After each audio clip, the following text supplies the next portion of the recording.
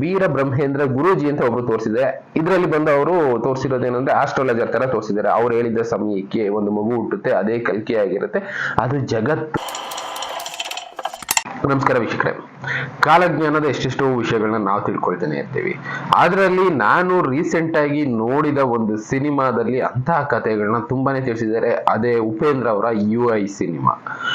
ಈ ಸಿನಿಮಾ ಬಗ್ಗೆ ಹೇಳೋದಕ್ಕಿಂತ ನೀವೆಲ್ಲರೂ ಒಂದ್ಸಲ ನೋಡಿದ್ರೆ ಕಾಲಜ್ಞಾನದ ಬಗ್ಗೆ ನಾವ್ ಎಷ್ಟೆಷ್ಟೋ ಮಾತಾಡ್ತಾ ಇರ್ತೀವಲ್ಲ, ಅದರಲ್ಲಿರುವಂತ ವಿಷಯಗಳನ್ನ ಅವರು ಸಿನಿಮಾ ಮೂಲಕ ತಿಳಿಸುವಂತ ಕೆಲಸ ಮಾಡಿದ್ದಾರೆ. ಎಷ್ಟೋ ಜನಕ್ಕೆ ಈ ಫಿಲಂ ಇಷ್ಟ ಆಗಿಲ್ಲ, ಎಷ್ಟೋ ಜನ ಅಯ್ಯೋ ಏನು ಅರ್ಥ ಆಗಿಲ್ಲ, ಏನ್ ಮಾಡಿದ್ದಾರೆ ಫಿಲಂ ಅಲ್ಲಿ, ಏನ್ ಅದನ್ನ ತೋರಿಸ್ಬೇಕು ಅಂತ ಇದ್ದಾರೆ ಉಪೇಂದ್ರ ಅವರು ಅನ್ನೋದನ್ನ ಪ್ರಶ್ನೆ ಮಾಡಿ ಮಾತಾಡ್ತಾರೆ.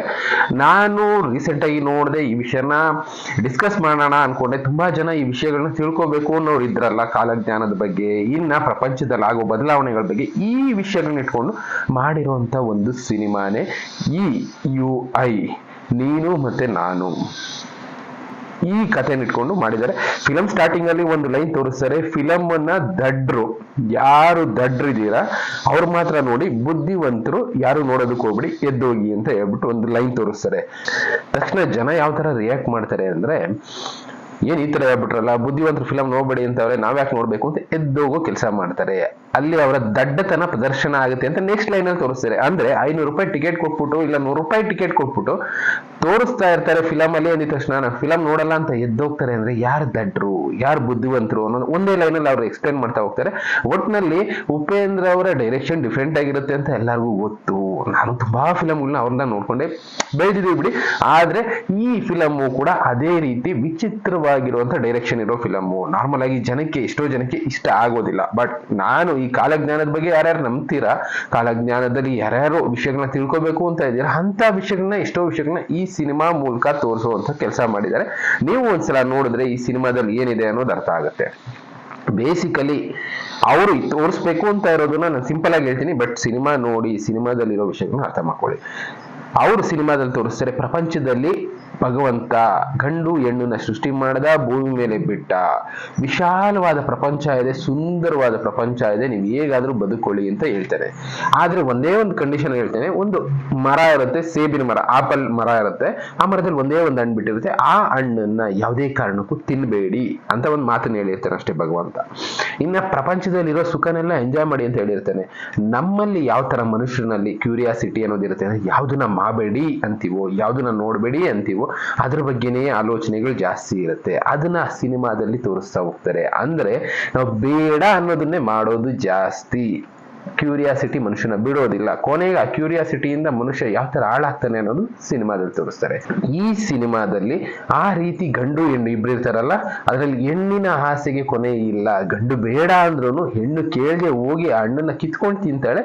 ಕೊನೆಗೆ ಪ್ರಪಂಚ ಯಾವ ತರ ಸೃಷ್ಟಿ ಆಯ್ತಾ ಹೋಯ್ತು ಅನ್ನೋ ವಿಷಯಗಳನ್ನ ತಿಳಿಸ್ಕೊಂಡು ಹೋಗ್ತಾರೆ. ಅದಾದ್ಮೇಲೆ ನೆಕ್ಸ್ಟ್ ವರ್ಷನ್ ಅವ್ರು ತಿಳಿಸುವಂತದ್ದು ಒಂದು ಸತ್ಯ, ಇನ್ನೊಂದು ಕಲ್ಕಿ. ಅಂದ್ರೆ ಅವ್ರು ತೋರಿಸೋದು ಕಲ್ಕಿ ಅವತಾರ ಯಾವ ತರ ಇರುತ್ತೆ, ಈ ಕಡೆ ಸತ್ಯಯುಗ ಯಾವ ತರ ಇರುತ್ತೆ ಅನ್ನೋದನ್ನ ಸಿಂಪಲ್ ಆಗಿ ತೋರಿಸ್ತಾರೆ.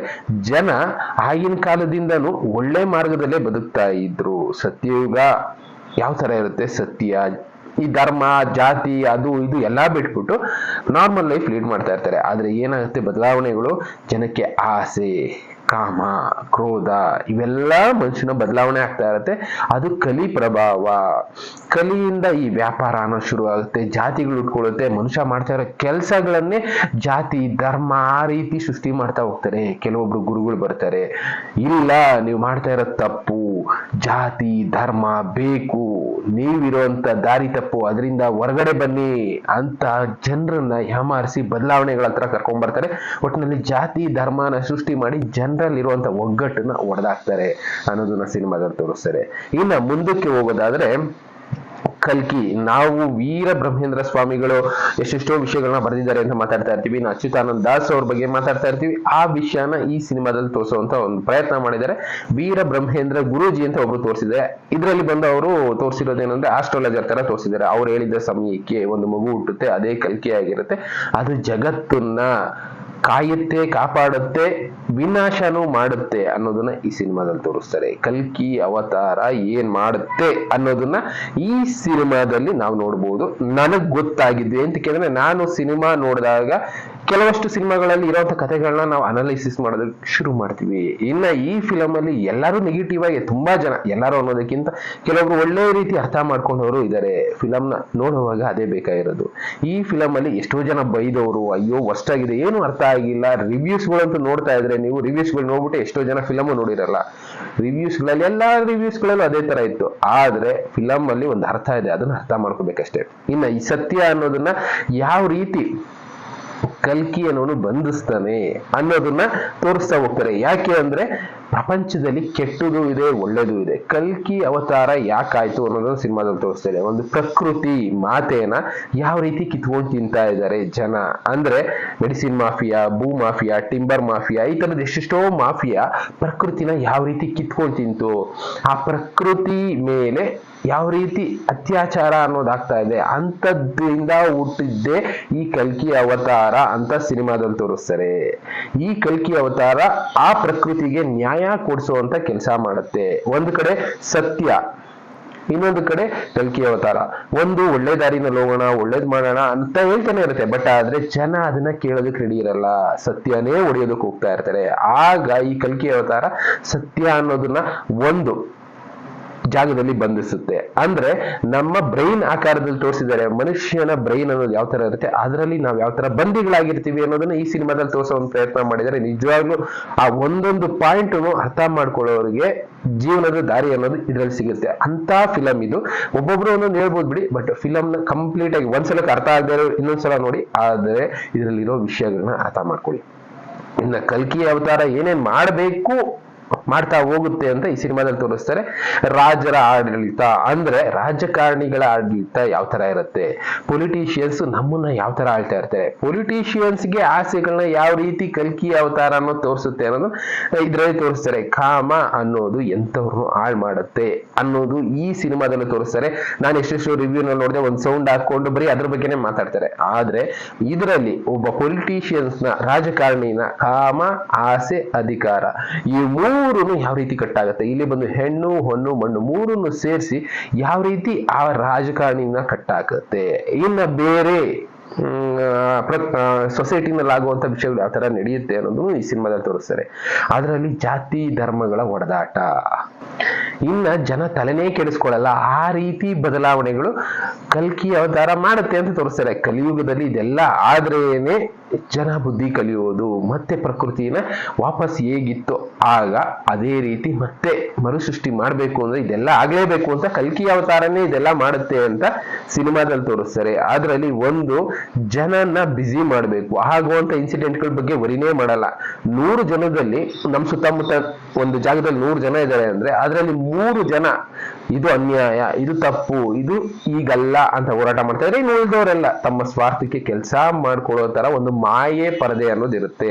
ಇನ್ನು ಅದ್ರ ಜೊತೆಗೆ ಎಲ್ಲರೂ ಬ್ಯುಸಿ ಆಗೋದಕ್ಕೆ ಒಂದು ಸಾಂಗ್ ಕೂಡ ಹಾಕಿದರೆ, ಟ್ರೋಲ್ ಆಗುತ್ತೆ ಸಾಂಗ್ ನೋಡಿರ್ತೀರಾ.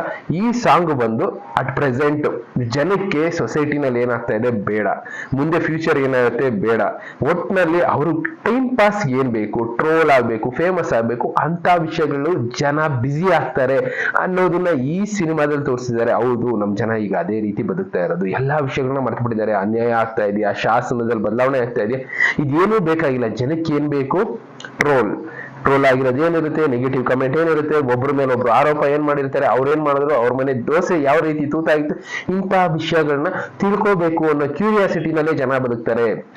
ಅದನ್ನೇ ಸಿನಿಮಾ ಸ್ಟಾರ್ಟಿಂಗ್ ಅಲ್ಲೂ ತೋರಿಸುವಂತದ್ದು. ಅವರು ಮನುಷ್ಯನ ಕ್ಯೂರಿಯಾಸಿಟಿ ಅನ್ನೋದು ಅವನ್ನ ಹಾಳು ಮಾಡುತ್ತೆ ಅನ್ನೋದನ್ನ ಈ ಸಿನಿಮಾದಲ್ಲಿ ತೋರಿಸ್ತಾರೆ. ಅದಾದ ಮೇಲೆ ಪಂಗಡಗಳು, ಧರ್ಮಗಳು, ಜಾತಿಗಳು ಯಾವ ರೀತಿ ಒಡೆದಾಡ್ಕೊಂಡು ಸಾಯುತ್ತೆ. ಅದರಲ್ಲೂ ಒಂದು ಪದ ಬಳಸ್ತಾ ಇರ್ತಾರೆ, ಮಹಾಯುದ್ಧ ಬರುತ್ತೆ, ಮಹಾಯುದ್ಧದಲ್ಲಿ ಗೆಲ್ಬೇಕು ಹೇಗೆ ಅಂತ.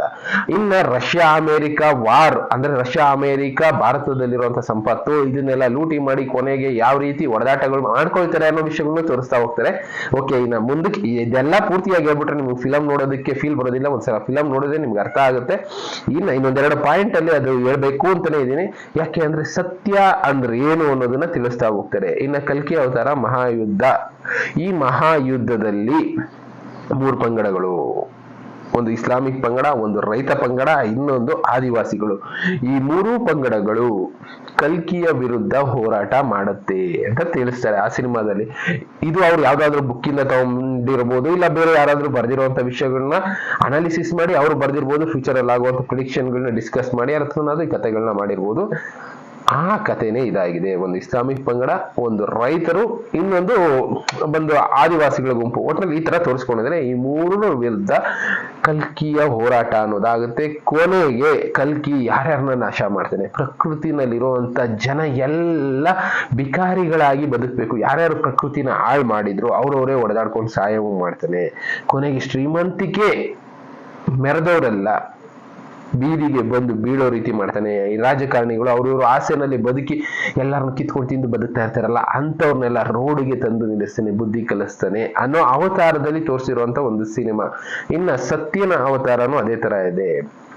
ಒಂದು ಬ್ರೈನ್ ಅನ್ನೋ ಒಂದು ಜೈಲು, ಆ ಜೈಲು ಒಳಗಡೆ ಒಬ್ಬ ಮನುಷ್ಯನ ಬಂದಿ ಯಾವ ತರ ಆಗಿರ್ತಾನೆ, ಅದರಿಂದ ಮನುಷ್ಯ ಆಚೆ ಯಾವ ರೀತಿ ಬರೋದು ಅನ್ನೋದನ್ನ ಆ ಸಿನಿಮಾದಲ್ಲಿ ತೋರಿಸ್ತಾರೆ. ಅಂದ್ರೆ ನಮ್ಮನ್ನ ಕಟ್ಟಾಕ್ಬಿಟ್ಟಿರ್ತಾರೆ, ಕತ್ತಲೆಯರು ಕೋಣೆಯಲ್ಲಿ ಇಟ್ಟಿರ್ತಾರೆ, ಒಂದು ಜೈಲಿಗೆ ಬೀಗ ಹಾಕಿರ್ತಾರೆ, ಅದರಿಂದ ಎಲ್ಲ ಯಾವ ರೀತಿ ಆಚೆ ಬರ್ತೀವಿ ಅನ್ನೋದು ಈ ಸಿನಿಮಾದಲ್ಲಿ ತೋರಿಸ್ತಾ ಹೋಗ್ತಾರೆ. ಆ ವಿಷಯದಲ್ಲಿ ನಾವು ಕಂಪ್ಯಾರಿಟಿವ್ ಮಾಡ್ಕೋಬೇಕು ಅಂದ್ರೆ ನಮ್ಮ ರಿಸ್ಟ್ರಿಕ್ಷನ್ಸ್, ಕಮಿಟ್ಮೆಂಟ್ಸ್, ಅಂದ್ರೆ ನಾವೇನಾದ್ರೂ ಮಾಡ್ತೀವಿ ಅಂದ್ರೆ ಯಾಕೆ ಮಾಡ್ತೀಯಾ, ಇದೇ ರೀತಿ ಯಾಕೆ ಮಾಡ್ತೀಯಾ, ಯಾಕೆ ಹೀಗೆ ಮಾಡ್ಬೇಕು, ಈ ತರ ಮಾಡಬೇಡ, ಹಿಂಗ ಮಾಡು ಹಂಗ ಮಾಡು ಅನ್ನೋಂತ ನಮ್ಮ ಮೇಲಿರೋ ರಿಸ್ಟ್ರಿಕ್ಷನ್ಸ್. ಅಂದ್ರೆ ಫ್ಯಾಮಿಲಿ ರಿಸ್ಟ್ರಿಕ್ಷನ್ಸ್ ಆಗ್ಬೋದು, ಫ್ರೆಂಡ್ಸ್ ರಿಸ್ಟ್ರಿಕ್ಷನ್ ಆಗ್ಬೋದು, ಇಲ್ಲ ಪ್ರೆಷರ್ ಅಂತಾನೆ ಇಟ್ಕೊಳ್ಳಿ. ಇಂಥ ಪ್ರೆಷರ್ಗಳು ಮನುಷ್ಯನ ಕತ್ತಲೆನಲ್ಲಿ ಕಟ್ಟಾಕಿರುತ್ತೆ. ಆ ಕಟ್ಟಾಕಿರೋದನ್ನ ಬಿಡಿಸ್ಕೊಳ್ಳೋ ರೀತಿ ಏನು, ಇನ್ನ ಕತ್ತಲೆ ಪ್ರಪಂಚ ಅನ್ನೋದು ಯಾವ ತರ ಇರುತ್ತೆ, ಅಂದ್ರೆ ನಾವು ಕತ್ತಲೆನಲ್ಲಿ ಬದುಕ್ತಾ ಇರ್ತೀವಿ, ಅದರಿಂದ ಆಚೆ ಬರ್ಬೇಕು ಅಂದ್ರೆ ಯಾವ್ಯಾವ ಬಂಧಗಳಿಂದ ಆಚೆ ಬಂದ್ರೆ ನಮ್ಗೆ ಅದರಿಂದ ಮುಕ್ತಿ ಸಿಗುತ್ತೆ ಅನ್ನೋದನ್ನ ಸತ್ಯನ ಅವತಾರದಲ್ಲಿ ತೋರಿಸ್ತಾ ಹೋಗ್ತಾರೆ. ಅಂದ್ರೆ ಈ ಕೆಲಸನ ಆಗಿನ ಕಾಲದಲ್ಲಿ ಬುದ್ಧ ಮಾಡಿದ್ದ, 2600-700 ವರ್ಷದ ಮುಂಚೆ ಬುದ್ಧ ಮಾಡಿದ್ದಂತ ಕೆಲಸನ ಮತ್ತೆ ಈ ಸತ್ಯ ಅನ್ನೋದು ಮಾಡ್ತಾನೆ. ಸತ್ಯ ಯುಗದ ಸೃಷ್ಟಿ ಅನ್ನೋದು ಆಗುತ್ತೆ ಅನ್ನೋದನ್ನ ಈ ಸಿನಿಮಾದಲ್ಲಿ ತೋರಿಸುವಂತ ಕೆಲಸ ಮಾಡಿದ್ದಾರೆ. ಒಂದು ಸಲ ನನಗ್ ಗೊತ್ತಿರಂಗೆ ಯಾರು ನೋಡ್ತಾರೋ ಬಿಡ್ತಾರೋ, ಯಾರು ನೆಗೆಟಿವ್ ಆಗಿ ಬೈತಾರೋ ಬಿಡ್ತಾರೋ, ನನಗ್ ಸಿನಿಮಾ ಇಷ್ಟ ಆಯ್ತು ನೋಡಿ ಅಂತ ಯಾರು ಕಾಲಜ್ಞಾನಿಗಳ ಬಗ್ಗೆ ರಿಸರ್ಚ್ ಮಾಡ್ತಾ ಇರ್ತೀರಾ, ಇನ್ನು ಕಾಲಜ್ಞಾನದ ಬಗ್ಗೆ ತಿಳ್ಕೊಬೇಕು ಅಂತ ಇರ್ತೀರಾ, ಅಂತವ್ರು ಒಂದು ಸಲ ಸಿನಿಮಾನ ಇದೇ ದೃಷ್ಟಿಯಿಂದ ನೋಡಿ. ಬೇರೆ ದೃಷ್ಟಿಯಿಂದ ನೋಡಿದ್ರೆ ಅರ್ಥ ಆಗೋದಿಲ್ವೇನೋ, ಮಾಮೂಲಿ ಫಿಲಂ ನೋಡೋ ದೃಷ್ಟಿಯಿಂದ ನೋಡಿದ್ರೆ ಅರ್ಥ ಆಗೋದಿಲ್ಲ.